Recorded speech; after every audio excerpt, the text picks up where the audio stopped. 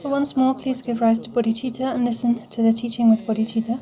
So having introduced the text in the previous session and giving an overview of the text and its main points, we'll now turn to the text itself and begin to look at the text from beginning to end. So we've already discussed the title which is translated here as Superior Verses in Praise of Buddha Shakyamuni. We then have an opening homage. This does not seem to appear in our English translation, but anyway, there is a line of opening homage that reads, "To all of the Tathagatas I prostrate." So there's so much we could say actually just about this line. What does it mean? What does it mean to say I prostrate to all of the Tathagatas, to all of the thus gone ones?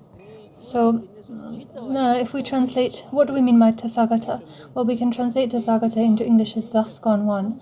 What does thus mean? Thus means the natural state, the way things are, reality.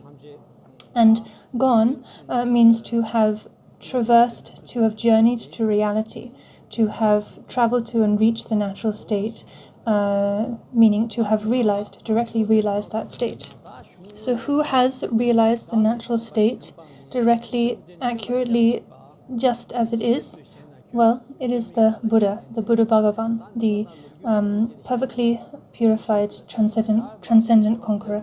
So here then, our author, Totsun Drubje, is prostrating or paying homage to all of the Tathagatas. So all of the Tathagatas means then Buddha Shakyamuni, together with all of the other perfect Buddhas of the 3 times past, present, and future, and he is making this prostration with respect and faith of body, speech, and mind. So now we come to the first verse, and with this we begin the main body of the text. The first verse reads, "I, having abandoned other master teachers, take refuge in you, Bhagavan, because you are devoid of negative qualities and abound with positive qualities." So actually, when we look at this verse and the following verses, we could explain all of these verses, comment on them using stories. There are so many stories that apply to this and the following verses. I'm not going to tell all of these relevant and associated stories just because we simply don't have enough time. We have to finish half the text today and half the text tomorrow. That is our time constraint. But actually, if we look at the commentaries, for instance, Sherab Gocha's commentary on this text, it's more than 100 folios long. It explains all of the verses and all of these praises to Buddha by means of stories. So stories about, mostly stories about deities like Brahma and Vishnu and so on and so forth. Lots of different deities, and by means of telling those stories, then Buddha's superior qualities are highlighted. But anyway, like I said, we don't have time to tell each and every one of these stories. It's not that the stories are so complex and difficult to understand. They're pretty straightforward and easy to understand, but it takes a lot of time to tell all of those stories. So as we go through the text, I'm going to just focus on telling a few of those stories, and for the most part, we'll focus on the actual words of each verse and the kind of essential meaning. I, having abandoned other master teachers, take refuge in you, Bhagavan. So having abandoned other master teachers, well, actually the story or the background to this line we've already covered, because this relates to the author's life story, right? Totsun Drubje, we saw just in the previous session, I told the life story of Totsun Drubje, and we saw how he travelled with his brother to Mount Kailash to visit Lord Shiva, who was residing there. And saw with his own eyes that, Lord Shiva, who previously had been his deity of worship, Lord Shiva himself pays homage to and worships Buddha Shakyamuni as the superior deity, superior teacher. So seeing that with their own eyes, then they came to understand that Buddha Shakyamuni, the Buddha Bhagavan, is indeed the superior teacher. And seeing that, then he and his brother abandoned other master teachers. They abandoned worshipping the worship of other gods and beings. Not only that, but the author Totsun Drubje himself was an exceptional scholar. He was perfectly learned in all of the 4 Vedas. a perfect master of the 4 Vedas. What do we mean when we say scholar or master in this sense? Well, just as Sakya Pandita explains in his excellent explanation, Rimji quoted a verse from that text. I'll just paraphrase the meaning. What is meant by a scholar is someone who investigates a matter, comes to understand it for themselves, in contrast to a fool who just believes whatever they are told by others and just follows along like a sheep. Or we could say like a dog. When a dog hears another dog barking, even though they don't know what the reason for the barking is, they just kind of they just join in. Even though they have no idea why they're barking, but they just start barking. So a scholar is someone who does not just believe in what a scholar is someone who does not just believe in hearsay, and who does not just follow after others or public opinion. Instead, they investigate each and every matter for themselves. For instance, they look into a text and they examine the text for themselves. Is this a genuine and valid, reasonable text? Is its content matter valid? Does it stand up to scrutiny by means of the 3 types of valid cognition or not? So they follow after reasoning instead of hearsay or public opinion. So Totsun Drubje is such a scholar, right? He has looked into the matter, studied and investigated Buddha's teachings, and seen for himself that these are genuine scriptures that withstand scrutiny by means of the 3 types of valid cognition. What we mean by scrutiny by means of the 3 types of valid cognition, well, there's a lot to say about that. To explain this in proper detail, we'd have to go through the entire 2nd and 3rd chapters of Tsema Namdal, the commentary on Pramana. For instance, it said that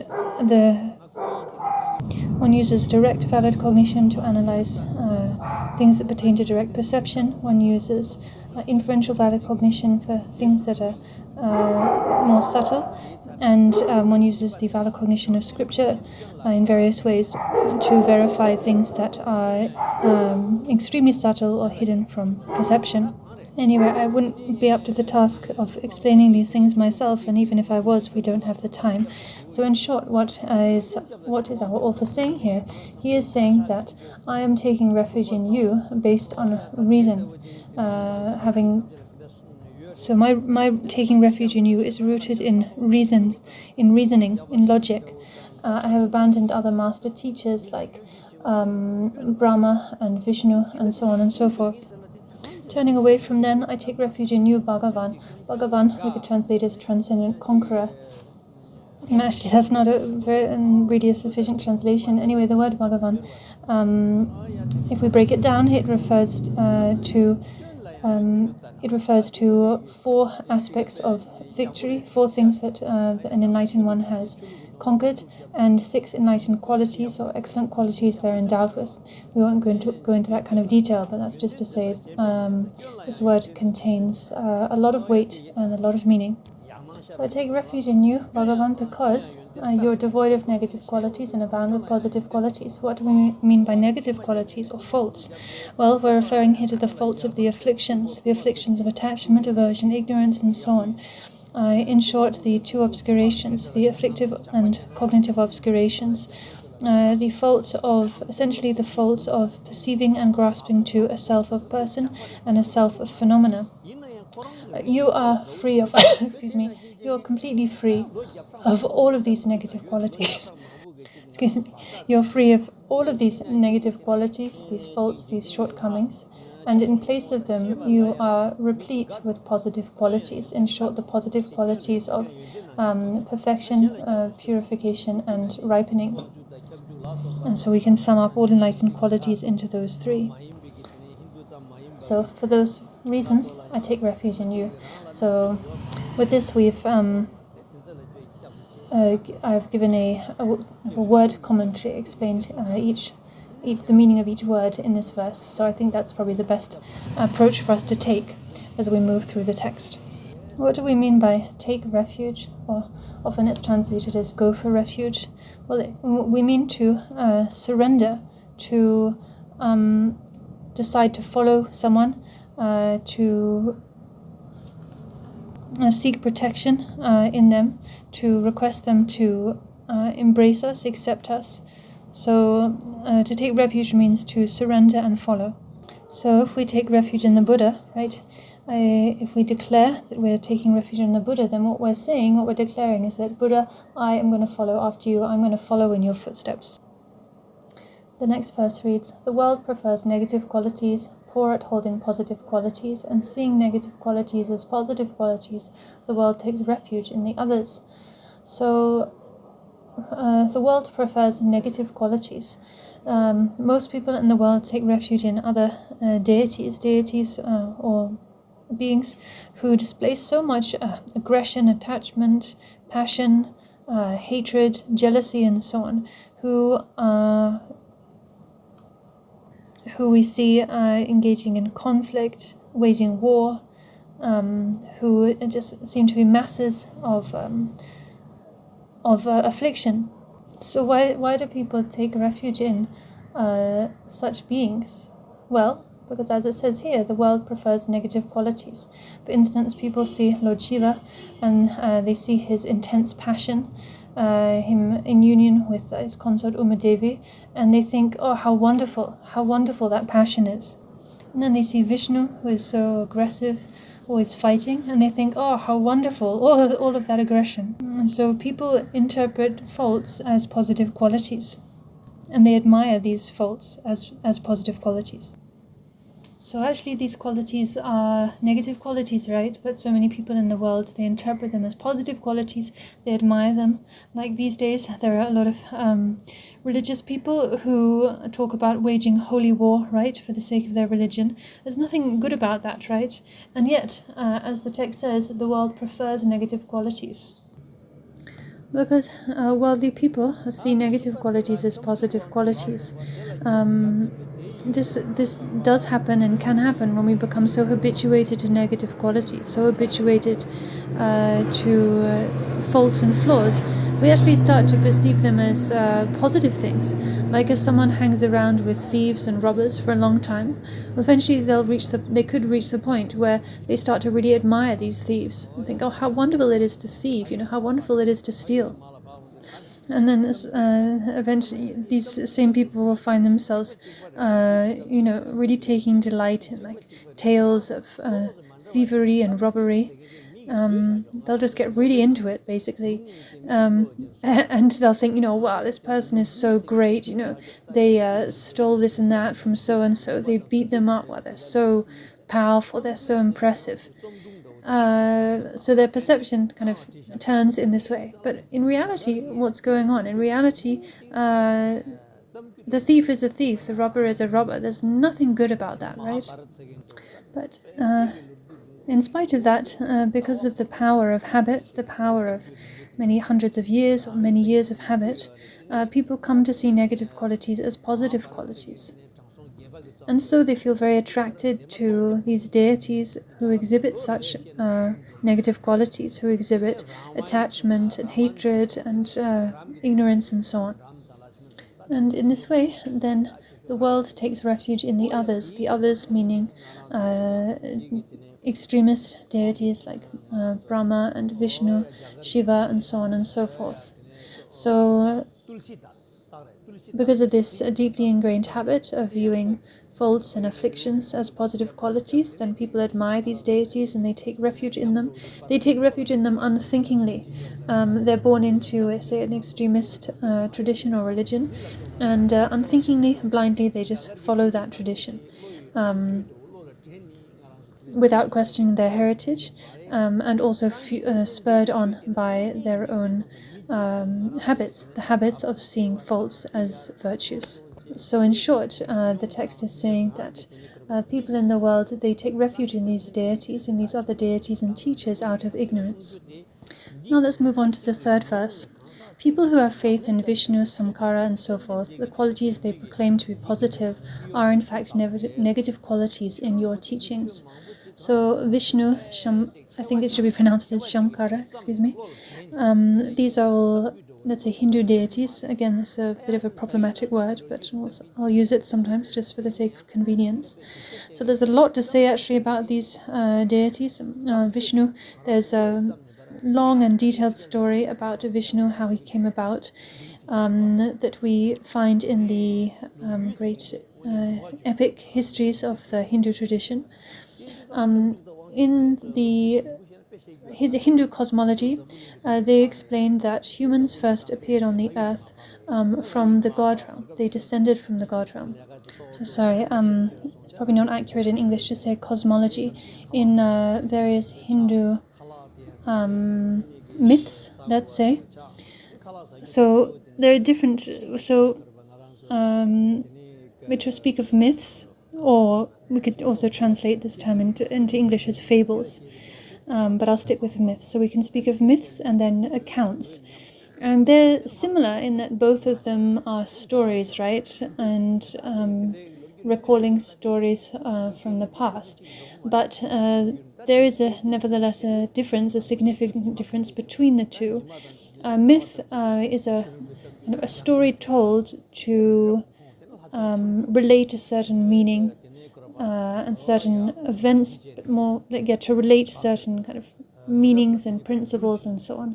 Whereas an account is a historical account, right? It is based on the recollection of actually what really occurred, what physically occurred in this and that place, at this and that time, between this and that person, and so on and so forth. So what I'm referring to here is more a myth about the origin of humans as told in the Hindu tradition. So we could say a myth is fictional, whereas an account or historical account is factual, right? Like so there are many myths in the Hindu tradition, like the Mahabharata and so on. These epic poems and epic stories. It's endless stories that, literally take months and months to tell.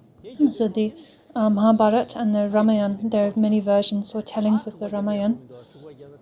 So it's said that the Mahabharata was written by Vyasa, the seer Vyasa, or the Rishi Vyasa, and it's many thousands of pages long. It takes forever to tell this story.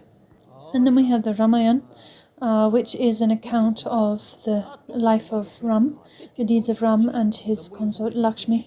And Ram is considered as perhaps the most sacred deity these days in India, one of the most sacred anyway. And the Ramayana and the various versions of the Ramayana tell the story of Ram. And the Ramayana, or at least one version of it, was composed by Totsun Drubje. A man called Totsun Drubje who went to the Himalayas and meditated there for a long time. And it's said that he had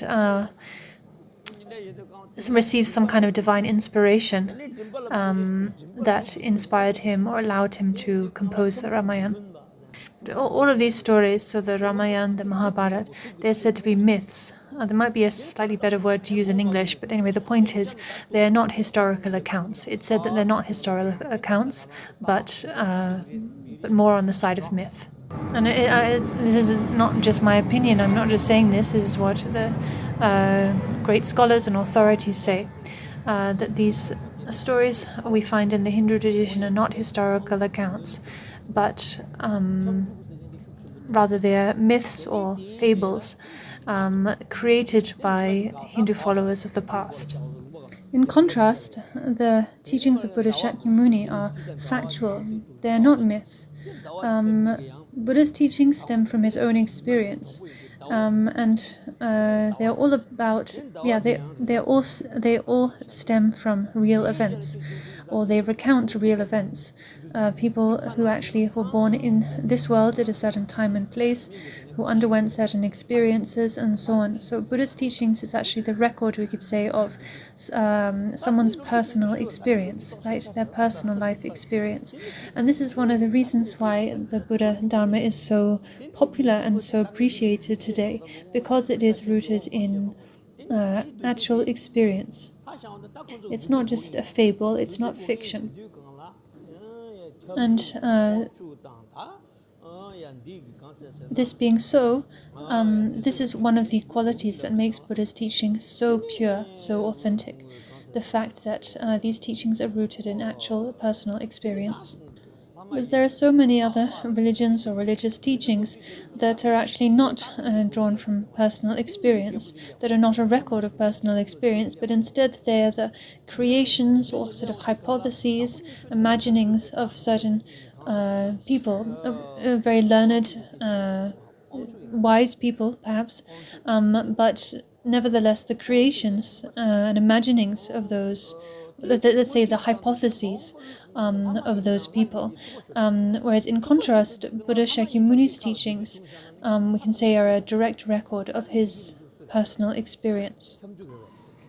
So, simply speaking, we could say it's a difference between fiction and non-fiction. So, according to the ancient Hindu myths or fables, it is said that human beings originated from the heaven realms. They descended from the god realms onto earth, and at first their bodies were made of light and so on, but over time their kind of the splendor of their bodies, the splendor of their being degenerated. They became less radiant, they became more of the earth. They had no need to eat. They could just sustain themselves naturally. But eventually they reached the point where they had to eat. And they had to rely on, sustenance in order to survive. So they reached the point where they had to eat in order to sustain themselves. And what did they eat first of all? Was some kind of wild fruit, and I think maybe Rimshi also said like the bark of trees. Anyway, they would began to lick this fruit and this the fruit on the trees, and then as a result, then they needed to urinate, to defecate. So their body became even less radiant. Then they. When their body became less radiant and when their body became less radiant, so that there was no longer a source of light, then they prayed to the gods, and the gods created the sun, and then the gods created the moon, and so on and so forth. It's a very long story about describing the origination or the origins of the human world. Even if you gave me an hour, I wouldn't be able to finish this story in an hour. It's very long, very detailed. So, at the beginning, the sun appeared and then the moon appeared. Well, where did they appear from? Well, according to the Hindu myths, they appeared from the ocean. And then the mountains appeared. Where did the mountains come from? Oh, sorry. So, to backtrack, the story goes that Vishnu, the god Vishnu, he emanated this huge snake that wrapped around the mountains and shook the mountains, and all the beings were enveloped in darkness, and so they prayed to the gods. They supplicated for light, for illumination, and so the sun and moon appeared. The sun and moon were actually originally these jewels, these naturally luminous jewels in the ocean. So when I recount this story, when you hear this story, you might laugh. It might sound very silly to you. You might think, oh well, this is not in line with science at all. To say that the sun appeared from the ocean and the earth, how can that be so? The sun is so much bigger than the earth. Actually, the scientists say that the sun is 7 times bigger than the earth, right? 700,000 times bigger. Only the scientists have come up with that kind of figure. But anyway, according to the Hindu stories of the world's origin, the sun actually came from the ocean. And so Vishnu, with this snake, he kind of flung the world back and forth, stirring everything up. And then what appeared first, what was kind of flung up, first of all, when everything is stirred up in this way? Well, first of all, a vase of poison. So sorry, actually before that, first of all, a beautiful woman appeared, a kind of goddess appeared, and then everyone was, became obsessed with this goddess. The gods were insistent that they needed the goddess, the demigods were insistent they needed the goddess, the nagas, the humans, everyone was insistent that they needed the goddess, and all of this kind of conflict broke out, everyone squabbling over this goddess. And then the goddess turned into a flower. So that everyone thought, we really shouldn't fight, should we? Look what just happened. We were fighting over that beautiful woman, and then she turned into a flower, so that now none of us can enjoy her.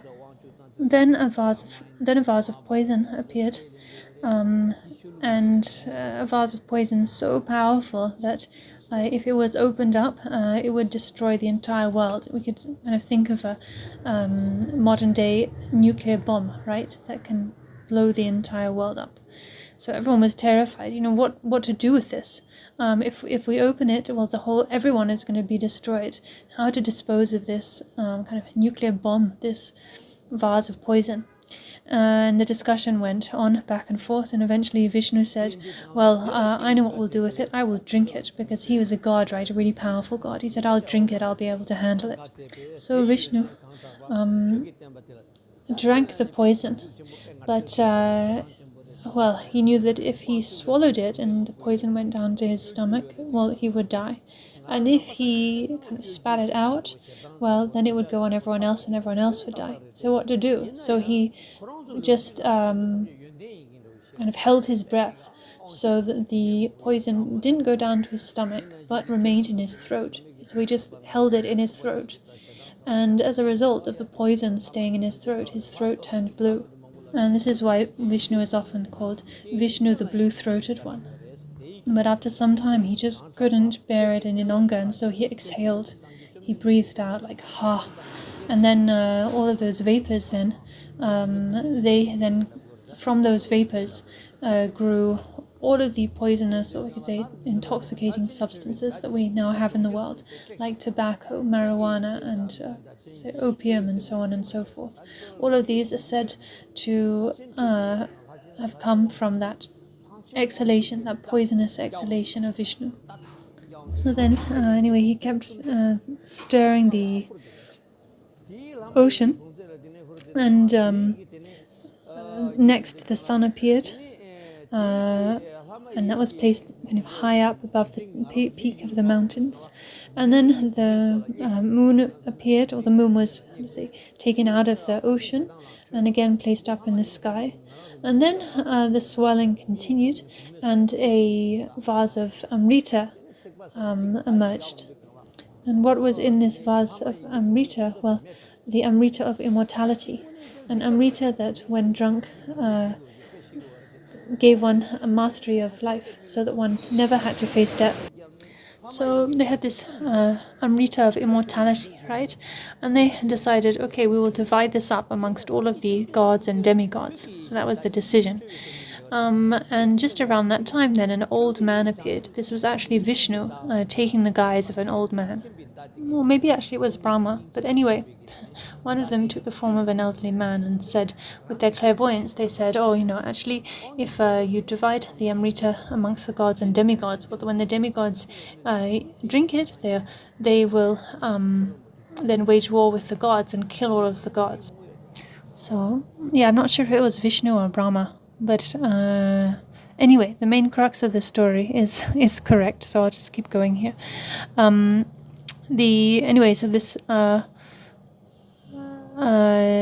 So I think it was Vishnu. Anyway, then Vishnu said, so they were about to distribute the Amrita to all of the gods and demigods, and Vishnu said, hold on a minute, hold on.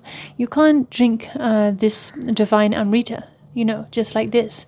You need to wash first. You need to go and wash your hands and your face and so on, and you need to be clean and freshly washed before you drink something like this. It's not something you just casually drink without preparing yourself first.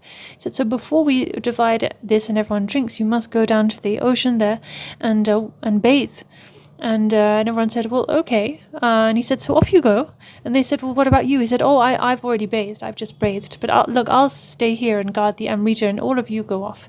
So he sent all of them off, gods, demigods, everyone. As soon as they'd gone off and were out of sight, he grabbed the vase of Amrita and flew up to the god realm. And then, kind of like calling in a state of emergency, called all of the gods to him, and quickly distributed the Amrita amongst them and had them all drink it. So they all drank this Amrita and gained the power of immortality, so that even if the demigods were to wage war on them, strike them with swords and so on, they would not be fatally wounded, they wouldn't die. So yes, now I remember it was Brahma who took the Amrita up and stole it away. Took it up to the god realm, so the demigods couldn't get it. So then I think it was Vishnu who took the guise of a young monk. And the young monk stretched his hand out to get a drop of Amrita. Sorry, there are one or two details I missed, but so Vishnu drank some drops of Amrita, and as they were passing through his throat, then Brahma flung a wheel and severed Vishnu's head from his body. So the Amrita didn't reach Vishnu's body, so his body actually didn't become immortal, but his head did. So this is how Vishnu's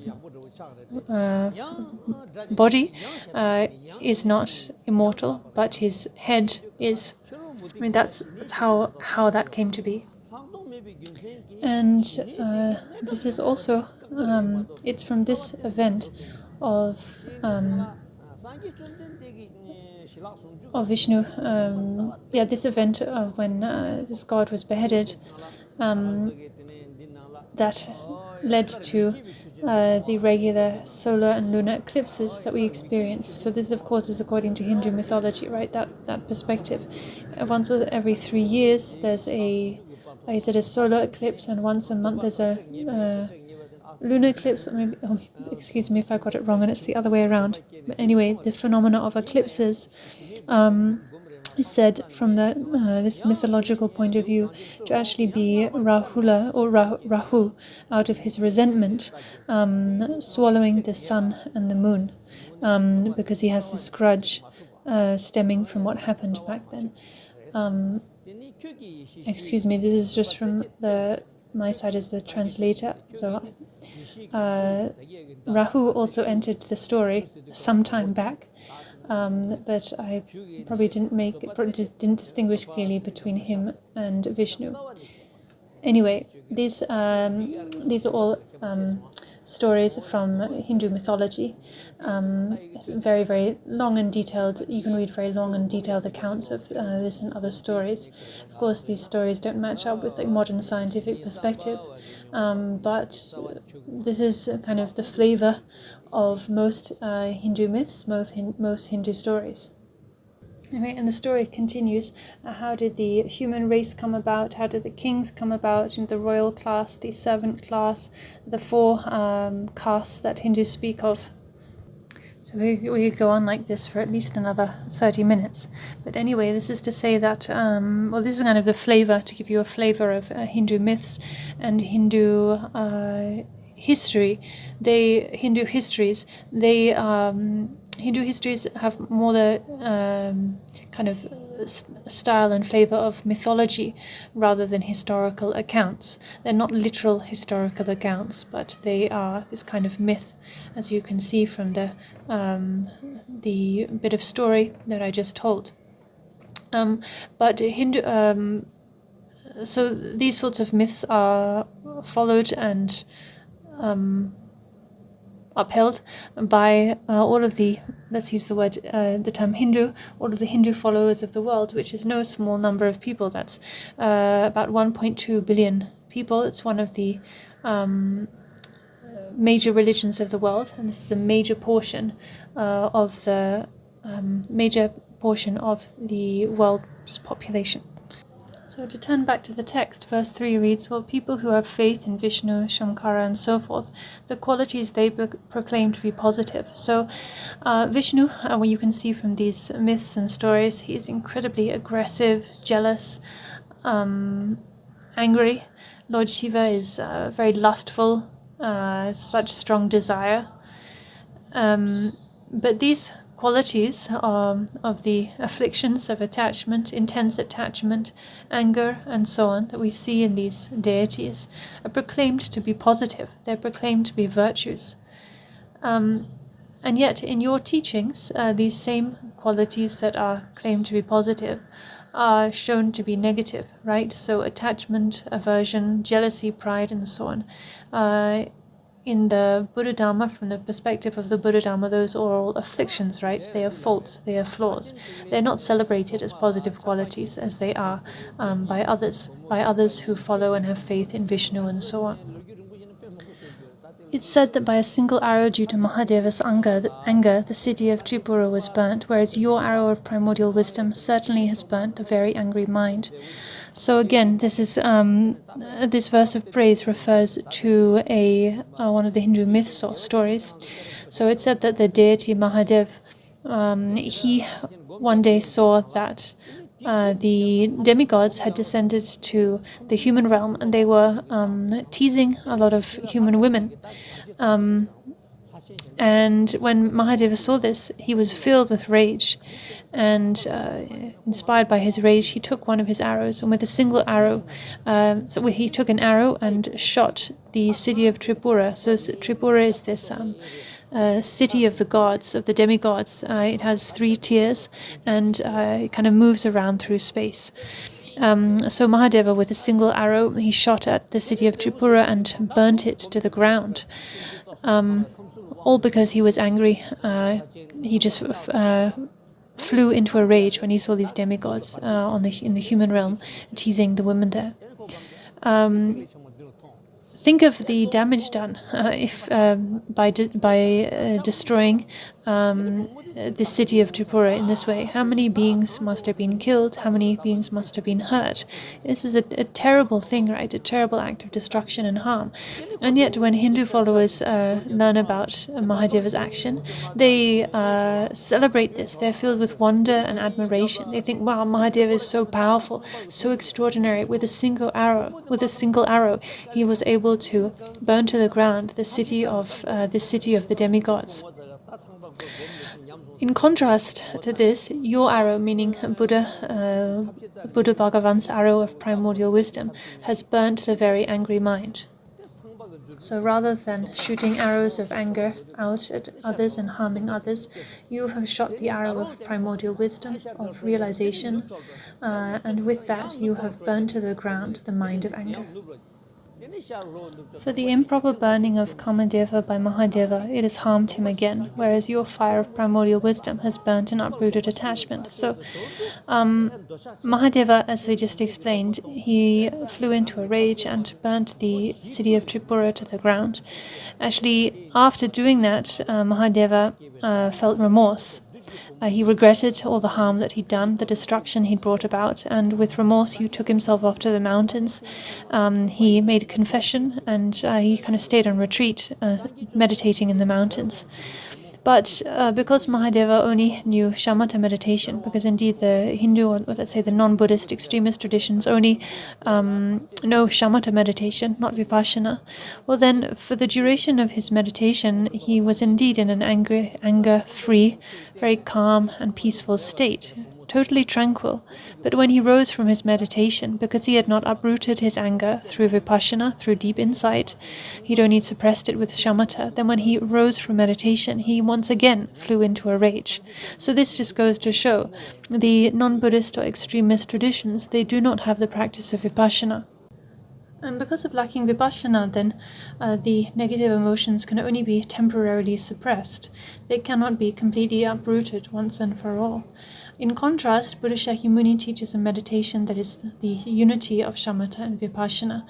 And with this meditation that unites shamatha and vipassana, then the afflictions, the obscurations can be, such as anger, can be uprooted once and for all. They can be severed from the root, completely eliminated, so that they never return.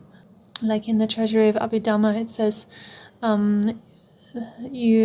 it describes the discarding of the emotions as discarding the emotions such that they will never again arise.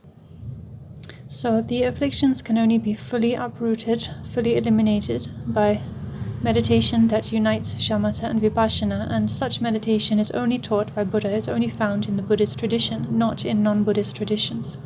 So we can see this and the shortcomings of this, of only practicing shamatha meditation and not vipassana, through the accounts of Mahadeva, right? First of all, he flew into rage, he did so much harm. Then, yes, he felt regret, he took himself off to the mountains and meditated. But because he lacked vipassana and only had shamatha, he was indeed able to pacify his anger for some time, but he wasn't able to uproot it. And so again, later on, he once again flew into a rage and did a lot of harm.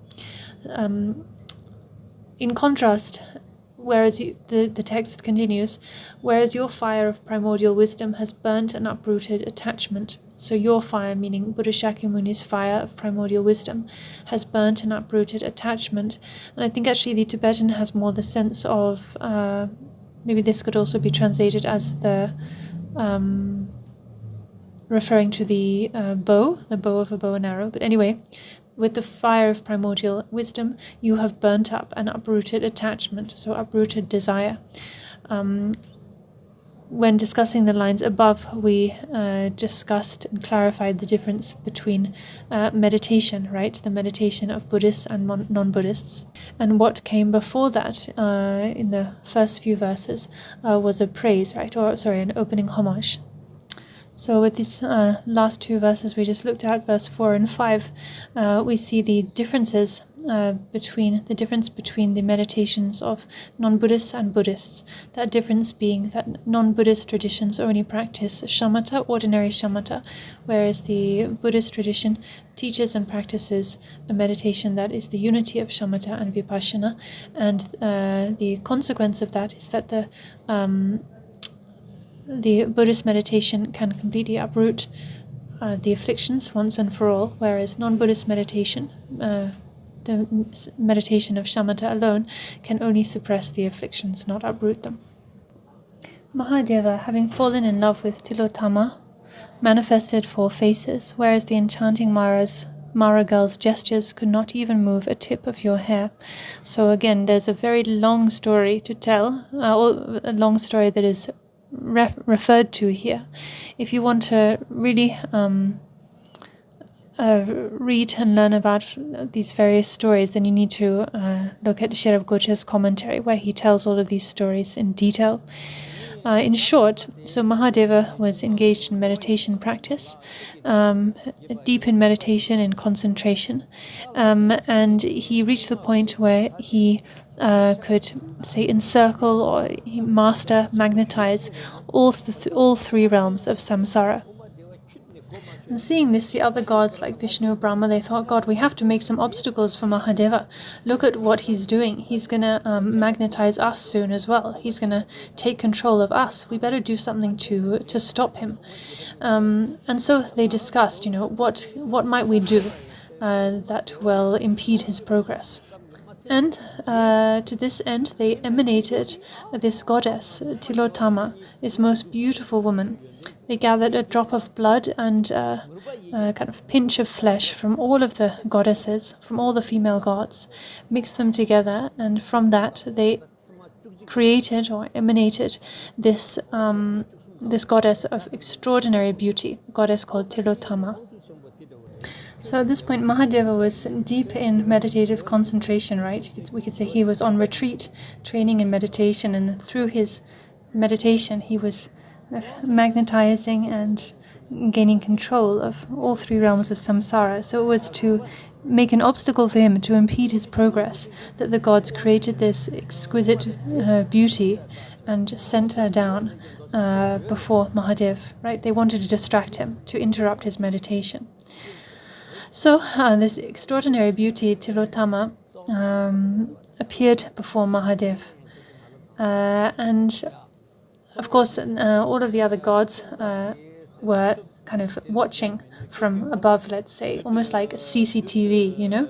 So Mahadev has CCTV on him at all angles, and this beautiful woman appears in front of him and catches his attention.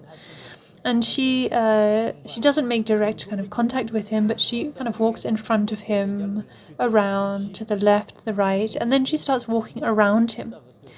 So he can kind of, he's watching her subtly as she walks around him. And then she keeps walking around to his back.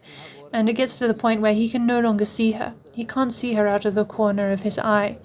And he's aware that all the other gods, they're all watching him, So he is too self-conscious to turn his head. He thinks, if I actually turn my head and physically move, well, then I will really, bring shame down upon myself. I'll be so embarrassed to have everyone see me kind of enticed in that way. So, but he thought, God, I can't take my eyes off her. So what to do? And to get himself out of this quandary, he emanated one face on his left, one face on his back of his head, and one face on the right. So that now in total he had 4 faces, and he could see on all sides, including the back, no matter where the woman went. This is actually the origin of the four-faced form of Mahadev. And when non-Buddhist, worshippers of Mahadev see his 4 faces or hear about his 4 faces, they join their palms together and think, oh, how wonderful. What an extraordinary quality Mahadeva has. 4 faces, looking in all 4 directions. But actually, where did those 4 faces appear from? They appeared from lust, right? And not being able to bear the thought of taking his eyes off this woman for a second. In contrast, Buddha, when faced by the enchanting Mara girl's gestures, he was not moved or not affected at all. So when Buddha was approaching enlightenment, the Mara Garabwangchuk, the Lord of Maras, he emanated a great host of stunning women to come before Buddha in order to distract him and make obstacles for his meditation. But in spite of being faced with all of those beautiful women, Buddha wasn't moved at all. He wasn't affected, he wasn't distracted. As it says here, these enchanting Mara girls' gestures could not even move a tip of your hair. So Mahadeva, when faced with the goddess Tilotama, his meditation was interrupted.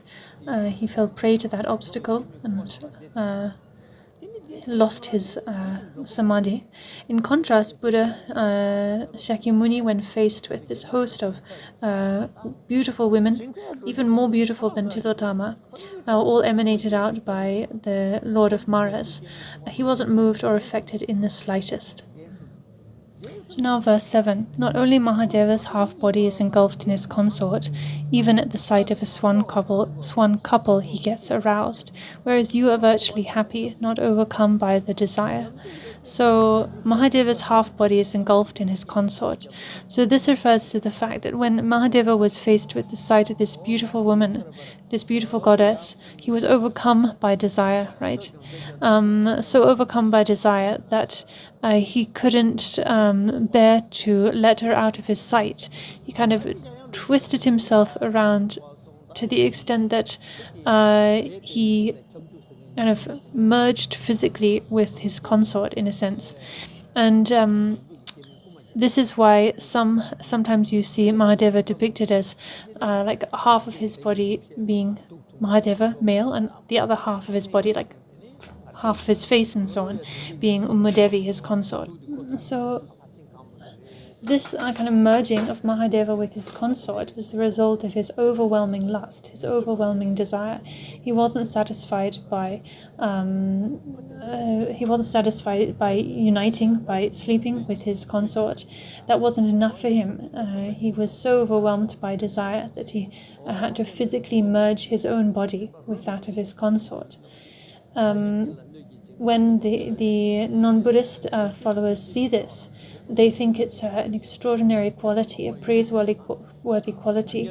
Wow, Mahadeva and his consort have become a union. They've merged into one. But actually this merging, this union, is the result of intense desire. So even at the sight of a swan couple, he gets aroused. The dictionaries do say, give swan or goose as a translation for this, the Tibetan name of this bird. I'm not sure if it's actually correct, but anyway, it's a type of bird that is known for its lust, for its lustiness. That is known for its lustiness. It's said to sometimes have, I think it was said to sometimes have sex something like 13 times in a row. It's like incredibly lustful, this particular breed of bird. So Mahadeva is like that. It's just such intense lust that he's never satiated. He's not satisfied by sleeping with his consort. It's not enough for him. He actually has to merge his own body with hers, all out of lust. In contrast, so it's saying here that Mahadeva is even more lustful than this incredibly lustful bird, whereas you, Buddha, are virtually happy, not overcome by the desire.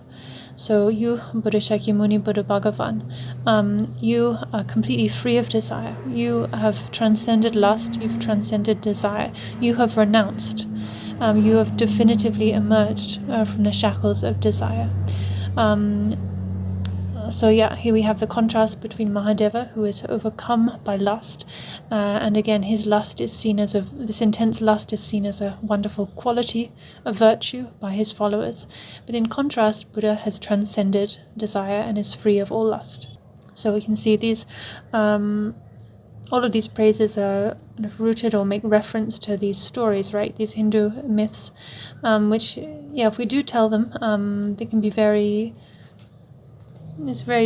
poetic, or anyway interesting. Perhaps we could say moving to hear these, or it's evocative to hear these stories, even though it does involve speaking about things that it's not generally appropriate to speak about in front of monastics, and there are monastics here, but what to do? It's in the teaching material. So, verse 8 reads, wheel and spear holders could not win over Mara's forces. So wheel and spear holders here is referring to Brahma and Vishnu.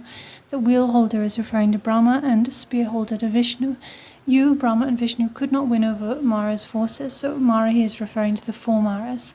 There's a lot we could say about the four Maras, right? The Mara of the afflictions, the aggregates, death, and the son of the gods, or we could say distraction. So Brahma and Vishnu, they could not win over Mara's forces, rather they are controlled by, overcome by, conquered by Maras. They are vulnerable to Mara. Whereas you, meaning Buddha, you, even without wheel and spear, so you are not laden with weapons. You don't hold a wheel like Brahma, nor a spear like Vishnu. You don't hold a trident or anything like that. Nevertheless, you have become victorious. How? With the implement of loving kindness. So you do not hold the implement of wheel, spear, and so on and so forth, these aggressive weapons, but rather you hold the implement, so to speak, of loving kindness, of compassion and love. And with the power of your compassion and love, you have overcome the four Maras, and therefore you have become victorious. Vyada shot an arrow at Vishnu. Mahadeva's neck has become bluish. These two are subject to harm, whereas you, Lord, are devoid of harm. So, we actually already mentioned this story about Mahadeva's neck has become bluish, the second line. Anyway, the first line says, Vyada shot an arrow at Vishnu. So, Vyada is the name of a Brahmin. And actually, there's a very long story behind this line. I'll just tell it very briefly. So it's actually a very kind of entertaining story. So Vyada was a Brahmin, and he had a wife. Vishnu one day went to the Brahmin's home, met his wife, and basically began an affair with Vyada's wife. So they were, enjoying each other and enjoying this affair with one another. Then one day the Brahmin Vyada suddenly arrives back unexpectedly. Vishnu is so kind of embarrassed to be caught red-handed that in his shame, he jumps into the body of Vyada's wife, his lover. There are two versions of the story. One says that he kind of leapt into her body through her mouth and then descended down into her stomach, and another says that he actually entered her body through her vagina. In any case, he came to be hiding inside the Brahmin wife's body in her belly. And then soon after this, someone arrived at the Brahmin's house and invited the Brahmin and his wife out for lunch.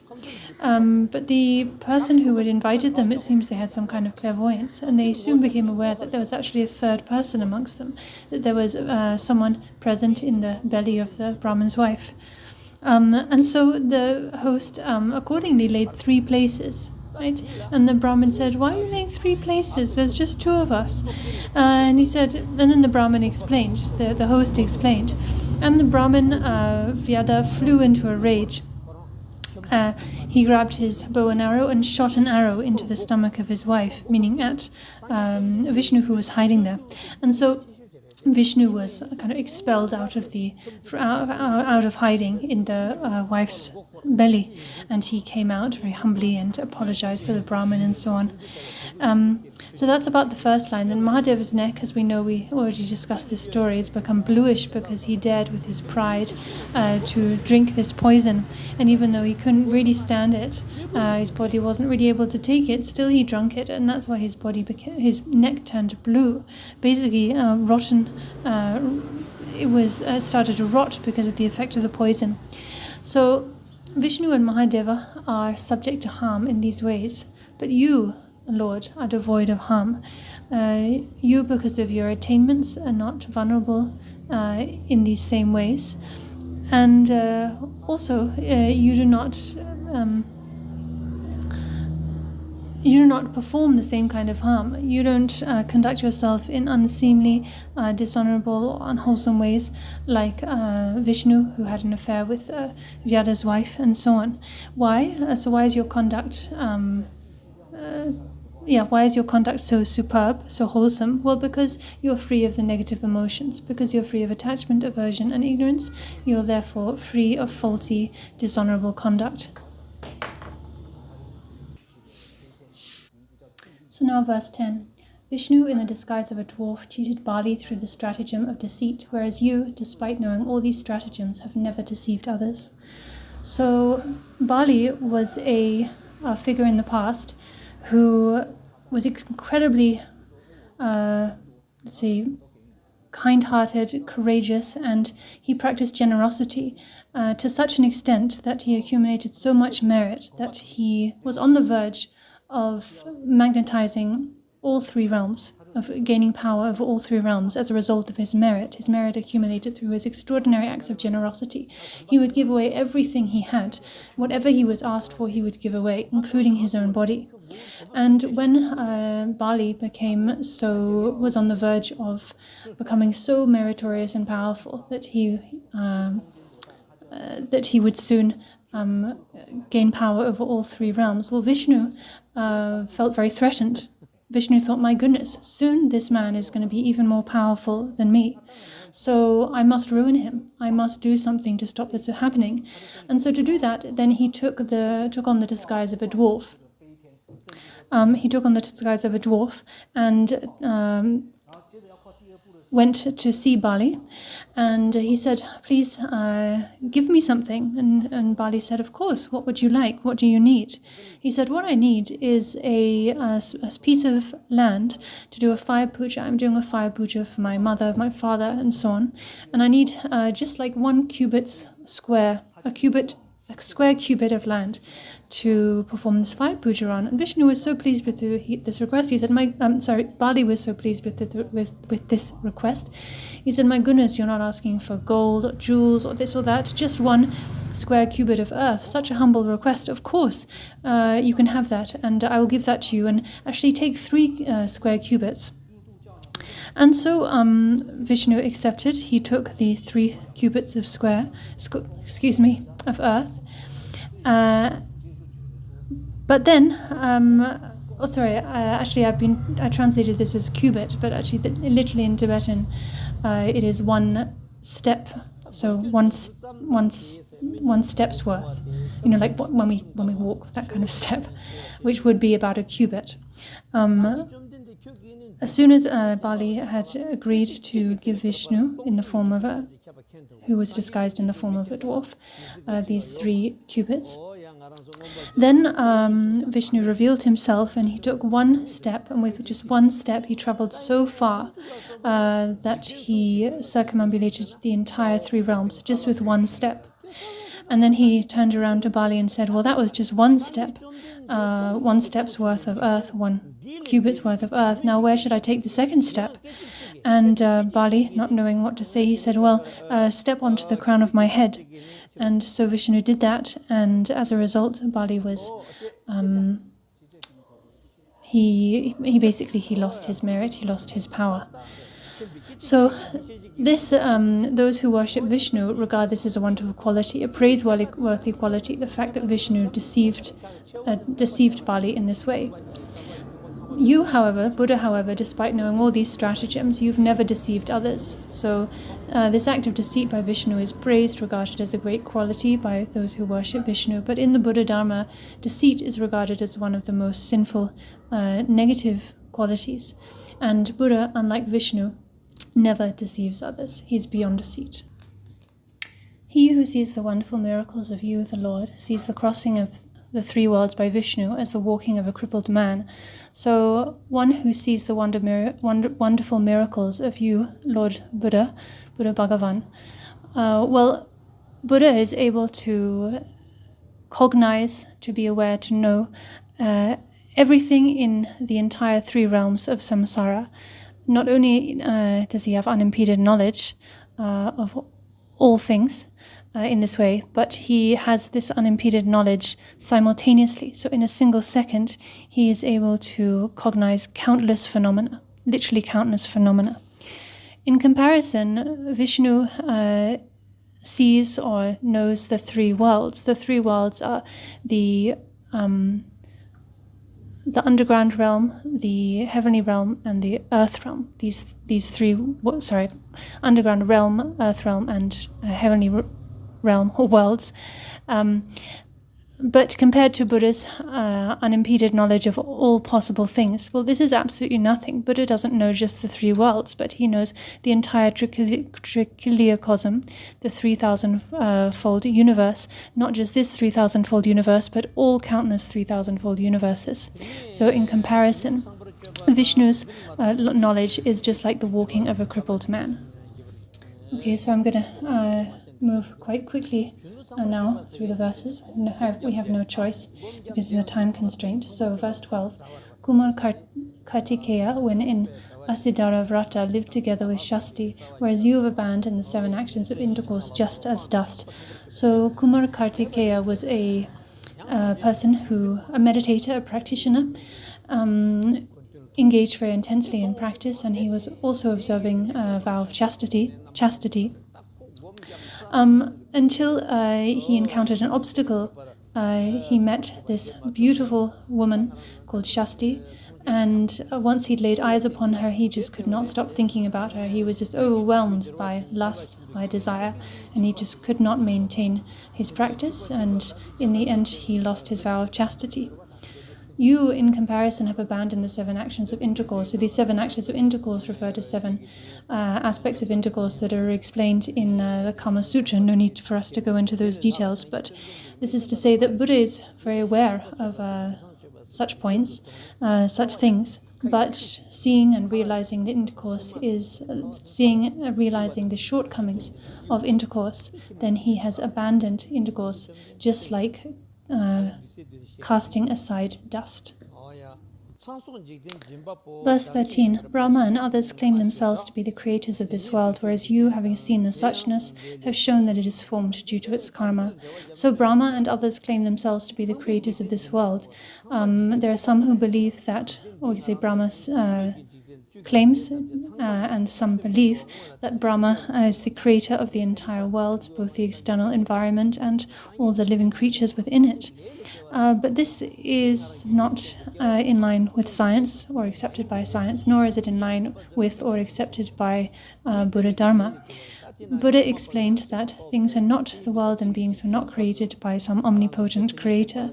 On the contrary, all phenomena are produced by karma, as it says. All phenomena are formed due to karma. And we have shared karma and unshared karma, many different types of karma. We could say a lot about, a huge amount about karma, as taught in the Treasury of Abhidhamma. And actually, we should note here that the understanding of the various Buddhist tenet systems do differ. For instance, the Shravakas and Pratyeka Buddhists, their tenet systems hold that all phenomena are produced by karma. The understanding of the Madhyamakas and the Chittamatans is slightly different. They understand that all phenomena are produced by mind and so on. And then when you go even higher to the various tantric systems, it's understood that phenomena are actually self-display or a natural manifestation. So as you proceed through the various tenet systems of Buddha Dharma, the understanding of phenomena, how things are produced, becomes clearer and clearer. But in any case, the main point here is that Buddha did not accept that phenomena are created by an agent like Brahma and so on. He did not accept this because he has seen suchness. What do we mean by suchness? Well, we mean reality, the true nature of things. Buddha has seen the true nature of things and has shown that all things are formed due to karma, not due to an omnipotent creator. Indra fell in love at the sight of Ahalya out of the anguish of attachment. So Indra is we could say, a very holy being. But when he encountered Ahalya, this beautiful woman, he was just overwhelmed with desire, completely overcome by attachment. He was so overcome that he was as if possessed, transfixed by the sight of this woman, such that he, forgot to eat, forgot to dress, forgot whether it was day or night, and so on. It was that completely overcome by attachment. In contrast, you, Buddha, have abandoned the consort. So Buddha, when he was a prince, living in the royal palace, he had 500 consorts, 500 beautiful partners, such as Sortsema, Damsima, and so on. And yet he abandoned all of these beautiful consorts because he was not influenced by the anguish of attachment. This is to say that Buddha renounced. He left the life of a householder and became a renunciant because he is free of attachment. Rahula, with the help of his hands, even swallowed the moon forcibly. So Rahula, he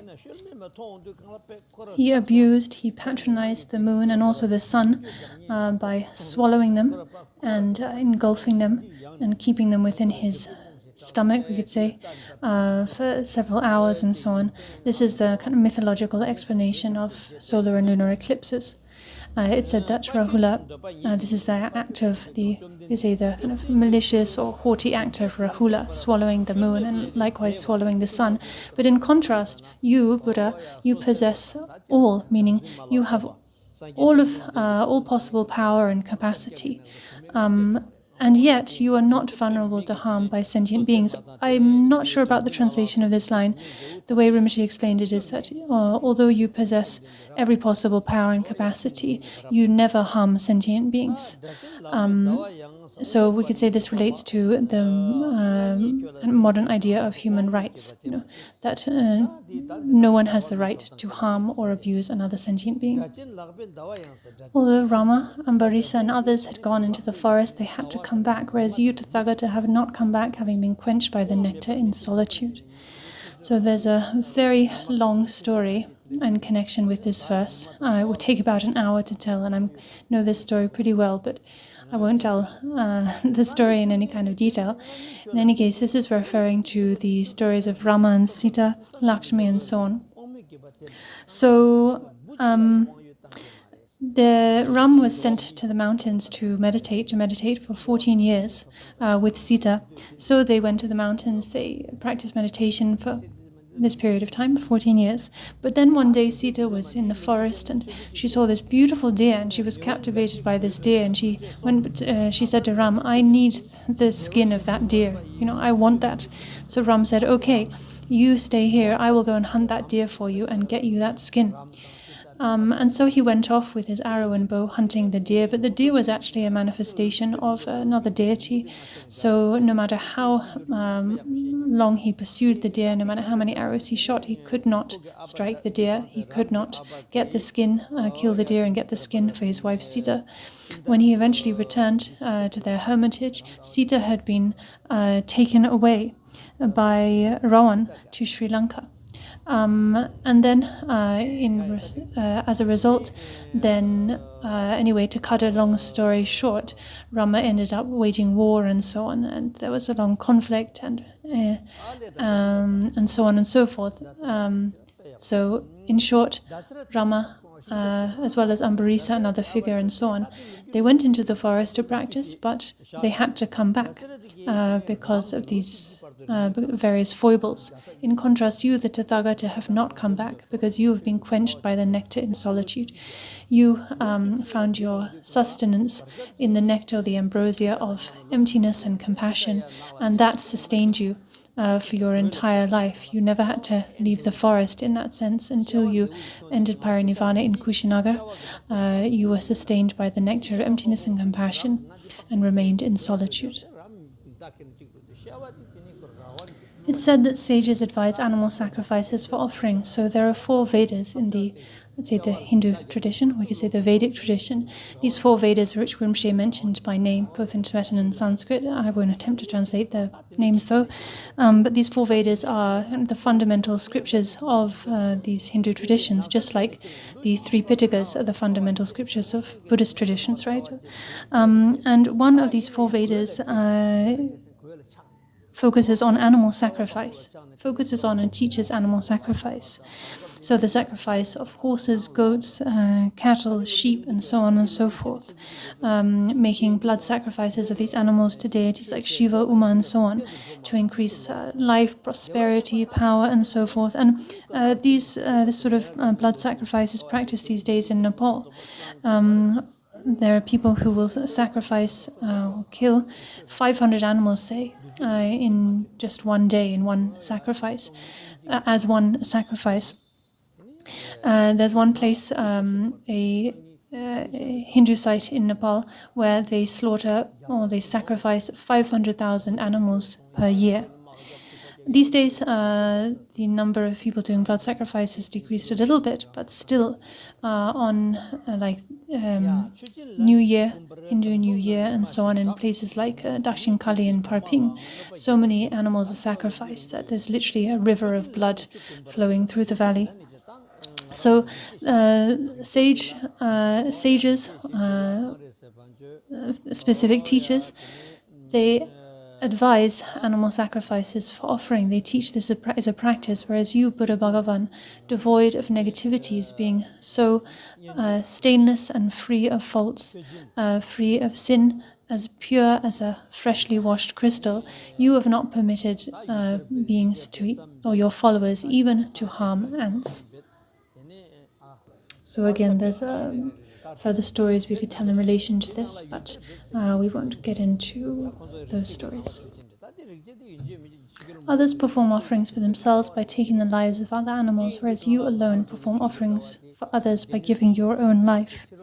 So others, those who follow the various Hindu traditions, but not just in various Hindu traditions, also traditions like Islam, they have this tradition of halal, killing animals in a certain way, and that is connected to their spiritual practice, right? That is their belief. And there's the notion that there's said that to be the notion that the more animals someone has sacrificed or killed in this following halal, then the kind of greater or maybe more powerful lama they become. In the Christian tradition, it's believed that animals were made and put on this earth for the consumption and benefit of humans, so that they could use their skin, eat their meat, and so on. So it's not regarded as a sin to kill animals for one's own consumption. However, in the Buddhist tradition, Buddha taught something very different from these other traditions.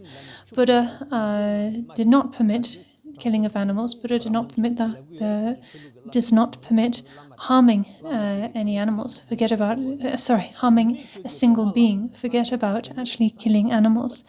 To even kill a bug is, Buddha taught, is a sin, a negative karma.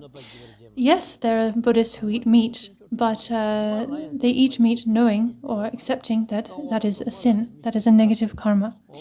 It might not be that one has full killing karma when eating meat, but still there is negative karma involved. You might say then, if one of the fundamental tenets of Buddha's teachings is not to harm, then how come there are all these Buddhists, especially Tibetan Buddhists, who eat meat?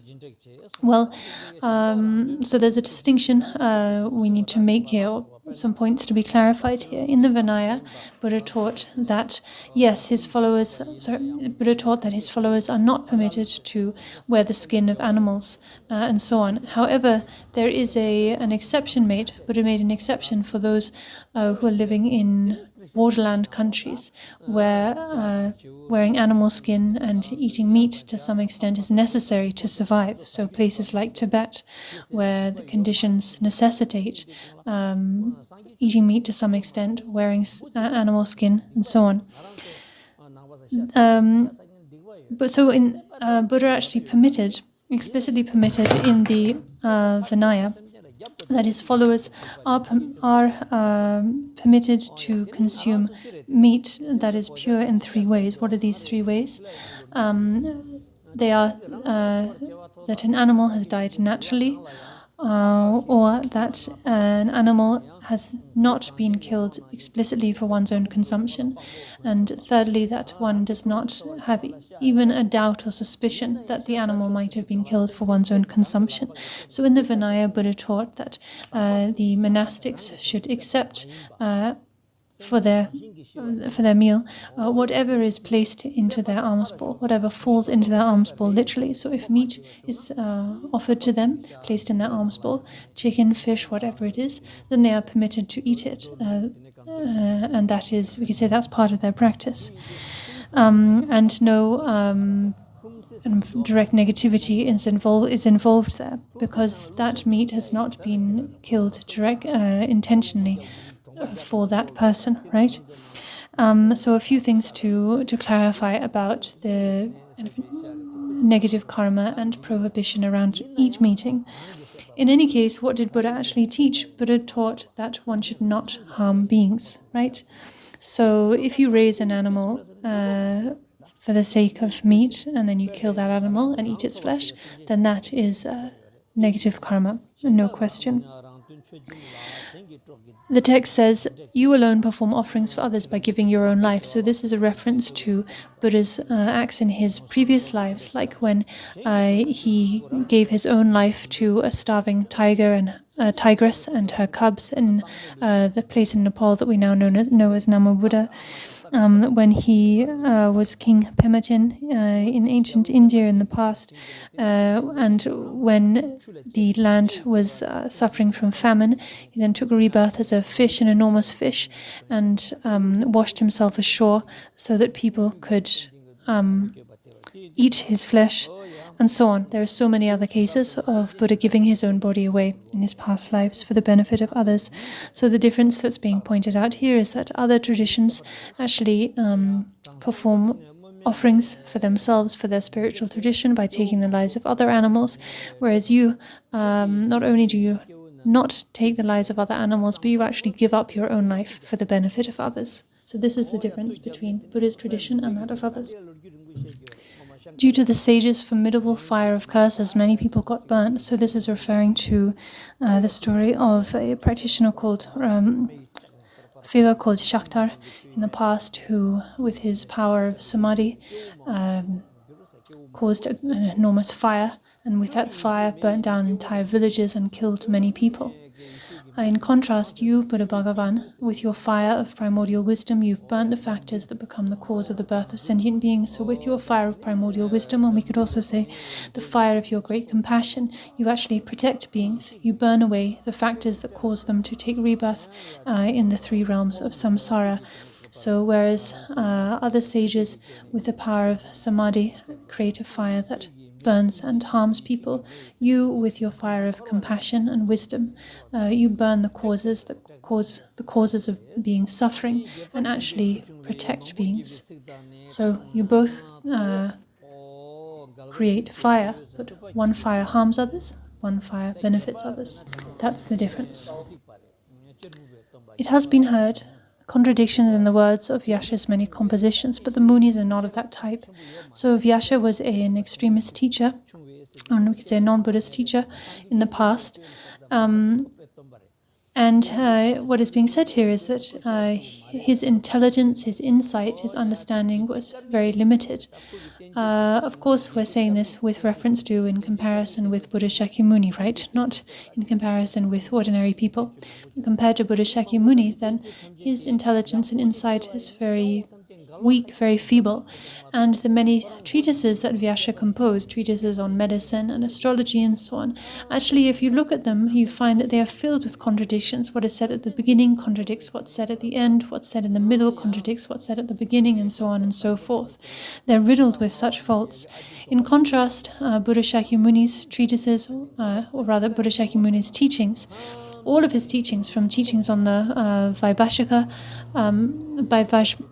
level all the way up to the teachings on the Great Perfection, they are free of contradictions. So this is one of the qualities of Buddha Shakyamuni and his teachings. Sages recognize the accomplishment of curses as the fulfillment of their austerities. So many sages or rishis, they regard accomplishment, or we could say the attainment of siddhi, as attaining certain powers, powers and miraculous powers, and namely the power of being able to curse another. They regard accomplishing the ability to curse someone as the fulfillment of their austerities, of their spiritual efforts. What do we mean by a curse? Well, for instance, you say, oh, may so-and-so die, and they actually die. Or, for instance, there's a story of how in the past a young woman, when giving something to a rishi, she used maybe her right hand instead of her left, or vice versa, which might have been interpreted as disrespectful. And the sage was very offended, and he said, "How dare you show disrespect to me? May you fall sick with leprosy." And through the power, because he did accomplish this power of cursing, the woman actually became sick with leprosy right there and then. Or, for instance, the ability to curse someone and set their body on fire, and so on and so forth. And when followers of these various non-Buddhist traditions see rishis with this kind of power, then they're amazed, and they think, wow, that is a sign of accomplishment. In contrast, all of Buddha's austerities are directed towards the benefit of beings. Every austerity Buddha undergoes is aimed at benefiting others, bringing them peace, happiness, and fulfillment. So this is the difference between non-Buddhist austerities and their aim, and that of the Buddha and his followers. The greedy Mahadeva's organ fell onto the ground due to the sage's curse, whereas you have uprooted the desire, which is the root of all downfall. So that's actually a very kind of entertaining story behind this reference to Mahadeva here, but it's a bit what would you say, dirty, so we won't go into it in detail. In short, what's being referred to here is how in the past Mahadeva, the god Mahadeva, he had many affairs with a lot of goddesses, a lot of the women in the god realms, and then the other gods, or we could say all the sages, the rishis, were enraged by all of the affairs he was having, and so they cursed Mahadeva, and as a result his organ was severed and fell to the ground. And that's actually the origin of the Shiva lingas you see in places like Pashupatinath and other Hindu shrines, right? These are objects of worship by Hindu followers, right? These Shiva lingas. So that came about due to Mahadeva's greed or desire, his lust. In contrast, you, Buddha Shakyamuni, have uprooted such desire, which is the root of all downfall. Desire, lust, is the root of so many problems, so much conflict, right? Conflict between friends, conflict and discord in families, between spouses and communities, and in countries on all manner of scales, large and small. Desire causes an enormous amount of conflict. So you, Buddha Shakyamuni, have uprooted such desire. Whereas on the other hand, Mahadeva was driven by desire and as a result had his organ severed. So again, another difference between Buddha and his teaching and that of the non-Buddhists. So we'll stop here today, and now let's dedicate the merit. Sonam di tamche zikba nye tomne nye pe danam bamche jenke ga na je balon te pe sole ndo wa